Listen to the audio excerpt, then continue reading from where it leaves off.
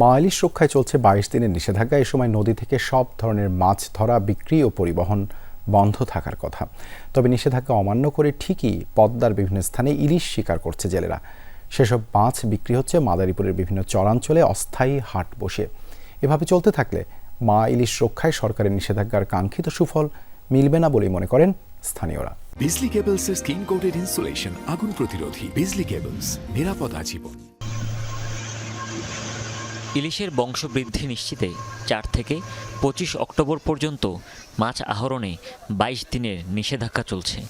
অথচ রূপালী ঝিলিকের মোহে পদ্মায় অবিরাম জাল ফেলে চলেছেন জেলেরা। দিনে দুপুরেই সেসব ইলিশ আবার বিক্রি হচ্ছে মাদারীপুরের শিবচরে বিভিন্ন হাটে। পদ্মায় ইলিশ শিকারের পর কাজীরসুরা, মাতবরচর, কাঁঠালবাড়ি সহ বিভিন্ন স্থানে অস্থায়ী হাট বসিয়ে তা বিক্রি করা হচ্ছে। 1 কেজির বেশি ওজনের ইলিশ কিনতে গুনতে হচ্ছে 1500 থেকে 1800 টাকা পর্যন্ত, আর ছোট ইলিশ মিলছে 550 টাকায়। কিছুটা সস্তায় ইলিশ কিনতে ক্রেতারাও ভিড় জমাচ্ছেন দূর দূরান্ত থেকে। সরকারের নিষেধ ঠিক আছে, কি করবো, আমাকে তো পেরে খিদা, গরিব মানুষ, 4-5 পোলা নিয়ে স্বাভাবিক কামলা কিছু দিয়ে টিকতারি না, থাকতারি না। আমরা গরিব মানুষ তো কি করে খামু? এনে 22 দিন 4টা মাছ উঠে দেখে তো আমরা বেশি। আমরা তো বছর পরে মাছ মেরে খাই, আমরা 4টা মাছ বেশি খাই, আমরা কি করে খাম? আঙ্গ তো ভরণ পোষণ দেয় না সরকার। মৌসুমী জেলেরাও মেতে উঠেছে এই ইলিশ নিধনে।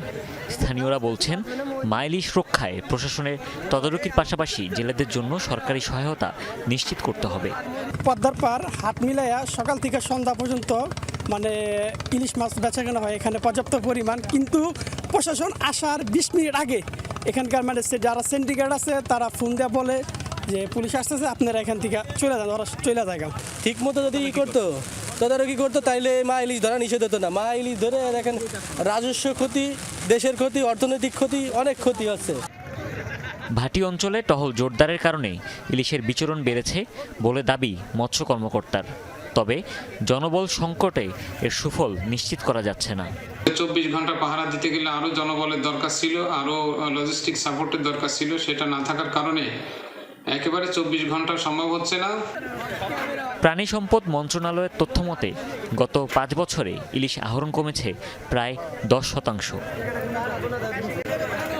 হুমায়ুন রশিদ, যমুনা নিউজ।